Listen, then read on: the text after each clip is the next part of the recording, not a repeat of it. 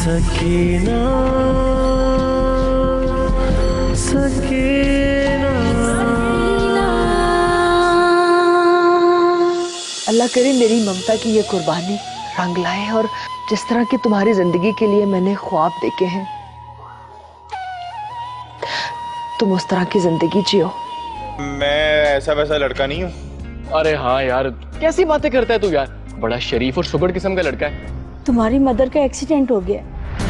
What? Sakina Sakina.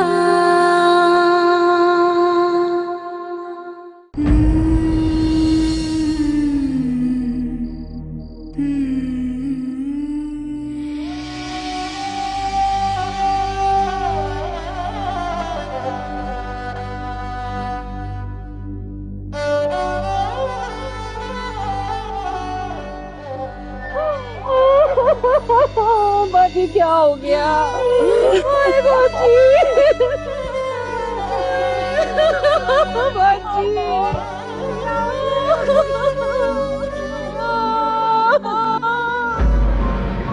बाजी क्या हो गया ये?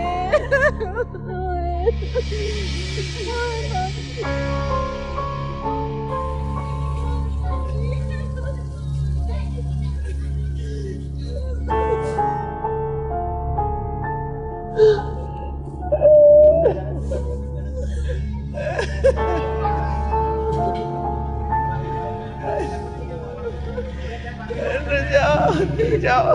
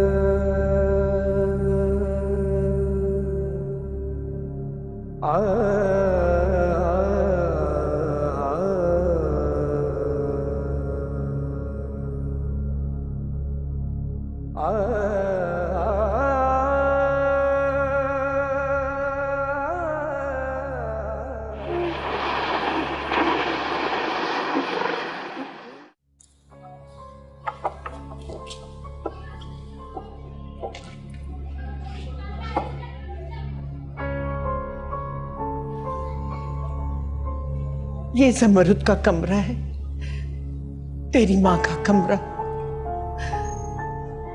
लेकिन उसका कम और तेरा ज्यादा लगता है। तू यहाँ कभी नहीं आई ना, लेकिन हर तरफ तू ही तू है। वो अलमारी देख रही है ना, ऊपर से नीचे तक वो तेरे कपड़े पड़े जो तुझे छोटे हो जाते थे, लेकिन तेरी माँ में हौसला नहीं होता था कि उसे बाहर फेंक दे, क्योंकि वो तेरे जिस्म से उतरे होते थे। उन्हें संभाल के रखती थी, सीने से लगा के चूमती थी, उसकी खुशबू महसूस करती थी। इतनी मोहब्बत थी उन्हें मुझसे,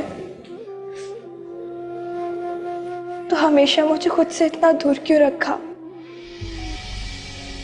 अभी तक नहीं समझी? यहाँ आकर भी नहीं समझी? बैठ बेटा, ध्यान से सुन। हम जद्दी पुश्ती तवाइफे हैं, मैं, तेरी माँ और तेरी खाला भी।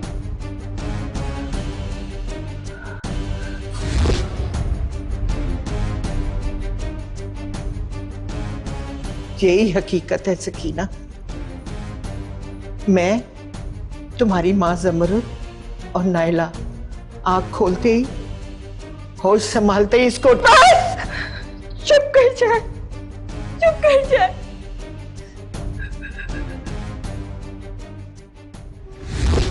अम्मा जरूरी नहीं है मैं कोठे पे पैदा हुई हूँ तो मरूं भी कोठे पे। यही होता आया है ज़मरुद। होनी बदल भी जाया करती है। हाथ की लकीरें कभी नहीं बदलती, कब्र तक साथ जाया करती हैं। मैं इन्हें खुरच डालूंगी, तब भी ना बदली तो अपने हाथ काट डालूंगी। ज़मरुद, हाँ हाँ मैं तंग आ चुकी हूँ इस बेहैसियत जिंदगी से, इस बेनाम मकाम से, ठोकरों में रहने से। नफरत है मुझे अपनी इस पहचान से। पहचान से नफरत करो या मोहब्बत, पहचान तो सिर्फ पहचान ही रहती है ना। मेरी पहचान बदलेगी अम्मा। कैसे? जब मेरा नाम बदलेगा अम्मा। नाम? हाँ हाँ नाम। जब मेरे नाम के आगे एक इज्जतदार आदमी का नाम लगेगा अम्मा, तो मेरे नाम के साथ साथ मेरा वजूद भी मुअत्तबर हो जाएगा। मैं शादी कर रही हूँ अम्मा।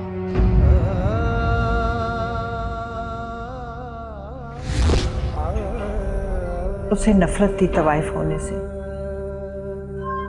मेरी बेटी कहलाने से। उसे शर्म आती थी मुझे माँ कहते हुए, और वो नहीं चाहती थी कल को उसकी औलाद उसे बाइस से शर्म समझे। इसीलिए मेरे हजार मना करने के बावजूद उसने शादी का फैसला किया। नानी, आप क्यों नहीं चाहती थी कि मामा शादी करें? सिर्फ इसलिए कि उस सूरत में आपको नुकसान होता?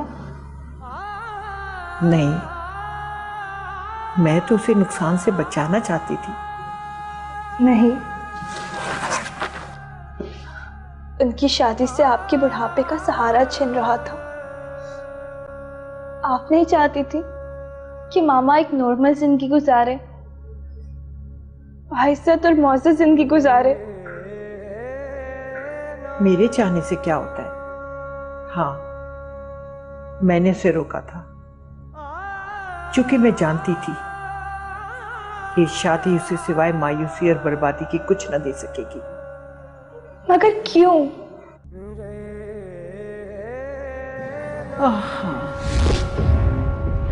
क्या पागल तो नहीं हो गई तुम? उससे शादी करेगी? बुराई क्या है इसमें? अच्छाई क्या है? मुझसे निकाह करके इज्जत दे रहा है अम्मा।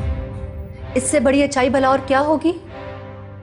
जो चीज जिस शख्स के पास खुद नहीं है, वो भला किसी को क्या देगा? जो भी है अम्मा, मैंने ये फैसला अब कर लिया है। तुम्हारी जिंदगी का ये सबसे भयानक फैसला है। तुमसे उम्र में कितना बड़ा है, कुछ सोचा है तुमने? तुम अपने इस फैसले के नतीजे सारी जिंदगी भुगतोगी। माँ हो के बद्दुआ दे रही हो? नहीं, आने वाले खतरे से आगाह कर रही हूं। तुमने शादी करनी है ना, थोड़ा सब्र करो, इंतजार करो। मैं अच्छा सा रिश्ता ढूंढती हूँ तुम्हारे लिए। रिश्ता या फिर सौदा? सौदा ही समझ लो, मगर ये सौदा मुनाफा बख्श तो होगा ना। मुझे शादी घर बसाने के लिए करनी है अम्मा, ठेके पे नहीं, चंद महीनों या साल 2 साल के लिए। मेरा तजुर्बा तुम्हारी उम्र से ज्यादा है ज़मरुद। ये शख्स जिसको तुम अपनी खुशियों का जामन समझ रही हो, यही शख्स तुम्हारी तबाही का जिम्मेदार होगा। नानी, आपने माँ हो कि उनकी खुशियों के रास्ते में आने की कोशिश की? नहीं, उसकी खुशियों के नहीं, उसकी और उसकी तबाही के रास्ते में दीवार बनना चाहा था मैंने। आपके नजदीक तो तब ठीक होता जब वो आपकी मर्जी के मुताबिक किसी जमींदार, जागीरदार या अय्याश सियासतदान की बराए नाम बीवी बनती। महज कुछ सालों के लिए, और बदले में आपको मिलता बहुत कुछ। और मेरे फादर से शादी के खिलाफ आप सिर्फ इसीलिए थी कि वो गरीब थे। इन सब बातों को समझने के लिए तुम अभी बहुत छोटी हो। हाँ, वो गरीब था। गरीब होना कोई जुर्म नहीं है। उसका सबसे बड़ा जुर्म यह था कि वो ज़हनी और अखलाकी तौर पे कल्लाश था। आपको तो वो बुरे लगेंगे ही, एक एक करके आप 1000 बुराइयां निकालेंगे उनमें, सिर्फ इसीलिए क्योंकि उन्होंने आपके मंसूबे मिट्टी में मिला दिए थे जो आपने मेरी मामा को बेचने के लिए बना रखे थे।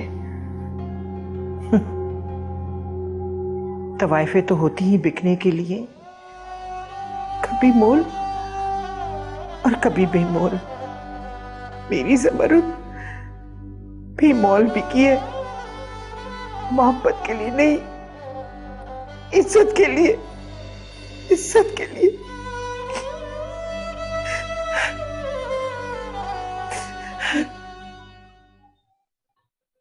पुत्र, वो हारून का फोन आया था यार। पैसे चाहिए होंगे उसे।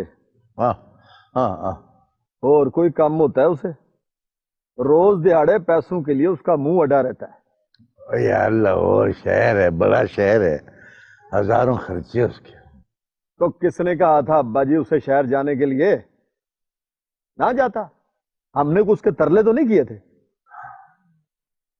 और देखना पुत्र, वो पढ़ लिख जाएगा तो अपना ही फायदा है ना। की फायदा होना है अब्बा जी? और कौन सा उसने गवर्नर या कमिश्नर लग जाना है? और मैं और फुरकान 4 जमाता भी नहीं पढ़े, तो चंगा चोखा कमा ही रहे ना है। और वो 16 जमाता पढ़ के कौन सा उसने जमीन में से हीरे निकाल लेने अब्बा जी? शर्म कर बगैर था हैं? अपने मुंह से तू मान रहा है कि चंगा चोखा कमा लेता है। मैं 4 पैसे छोटे भाई को दे देगा तो कौन सी तुझे मौत पड़ जाएगी? 4 पैसे? और बेबे हजारों रुपए। चल मुझे ये बता कि चंगा चोखा हम अपनी मेहनत से कमाते हैं, अपने बाल बच्चों के लिए कमाते हैं, उस पर लुटाने के लिए नहीं कमाते। अच्छा, अपने बच्चों के लिए कमाते हो ना? वो तुम्हारा कुछ नहीं लगता? अच्छा अच्छा चलो सो जा सो जा। ओए सोने दे पर ये लोग कैसे, सारे दिन का थका खपा है। चल सो जा सो जा। और रहने दे अब्बा, बेबे को क्या, मैं सारे दिन का थका हुआ हूं या खपा हुआ हूं। इसका तो बस एक ही बेटा है, जनाब लाड साहब, हारून साहब। माँ के लिए ना सारी औलाद एक जैसी होती है। हैं जी? आहो, एक ही जैसी होती है? तो बुला ना बेबे उसे। और बांगा से पहले हमारे साथ चले खेतों में पानी लगाने के लिए, शिकर दोपहर में हमारे साथ वाई बीजी करे, और वो जो हम आड़तियों के साथ चिक चिक करते हैं वो चल के करे, वो वहां मजे ले रहे हैं जनाब। बराबर होती है।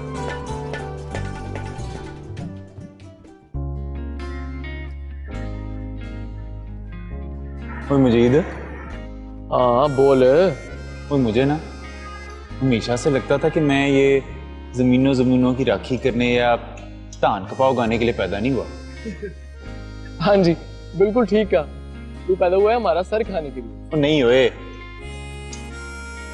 मुझे ना हमेशा से रोशनी अपनी तरफ खींचती थी। और देख, आज मैं ये रोशनियों के शहर में हूं। क्या रोशनियों वाला शहर यार, हर घंटे के बाद घंटा बत्ती तो होती नहीं। तू ले ले रोशनियों वाला शहर। और 1 घंटा लाइट जाने पे तुम लोग बुखला जाते हो।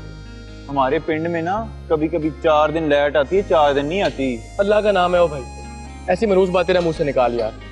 ये ना यहाँ भी 4 दिन लाइट ना है, बड़ी मुश्किल हो जाएगी। तो पता है मजीदे, मैं ना अब कुछ बन के ही पिंड वापस लौट दूंगा। कुछ बन के या क्लर्क बन के?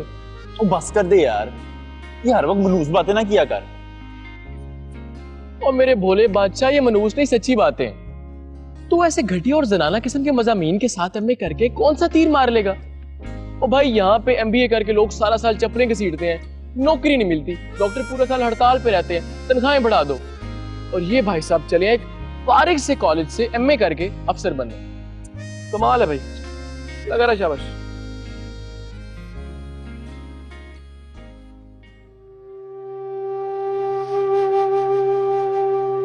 बेटा नाश्ता कर लो। मुझे कुछ नहीं खाना। कब तक भूखी रहोगी? जब तक जिंदा हूं। बिल्कुल अपनी माँ की तरह जिद्दी हो। तो मुझे मेरे हाल पे छोड़ दे, जैसे उनकी जिद से हार के उन्हें उनके हाल पे छोड़ दिया था। उसको उसके हाल पे छोड़कर तो उसका ये हाल हुआ है। मैंने उसकी जिद के आगे हार मानकर उसे तबाह होने दिया, और तुम्हें तबाह होने नहीं दूंगी। उन्होंने अपने आप को तबाह होने से बचाने की बहुत कोशिश की, मेरे फादर से शादी करके। फिर क्यों वो तबाह होने से न बच सकी? अब कहाँ है तुम्हारा बाप? कभी सोचा है ज़मरुद का जनाजा इस कोठे से क्यों उठा? मैं विरासत में अपनी बेटी को तवाइफ होने की गाली नहीं दूंगी। तो इसके बाप को कह देना विरासत में अपने खानदान का नाम दे दे। बड़े ऊंचे खानदान का मर्द चुना था ना तूने बच्चा पैदा करने के लिए। तवाइफ की गाली नहीं देगी बेटी को। तुम मिरासी की औलाद हो ना, कौन से बड़े एजाज की बात है इसके लिए? हम में से किसी की भी पहचान उसका हवाला नहीं बनेगी। मेरी बेटी अपनी पहचान खुद बनाएगी। होश कर ज़मरुद, होश कर। कोई 16-17 साल की लड़की नहीं है तू। जमाना देख रखा है तूने, मुझसे ज्यादा होशियार और समझदार है, फिर ऐसी बातें कर रही है। इस जमाने में कौन अपनी शनाख्त बना सका है अपने बलबूते पे, और वो भी लड़की जात? क्या तूने बनाई?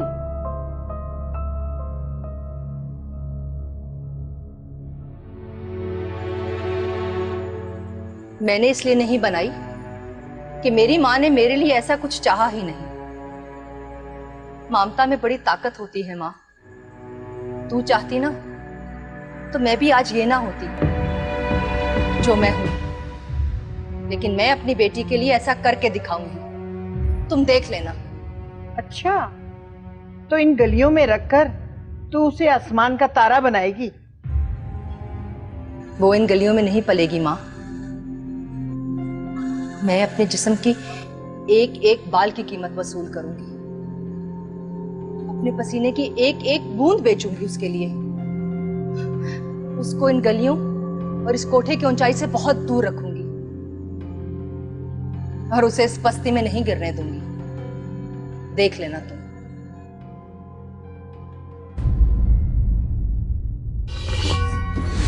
सकीना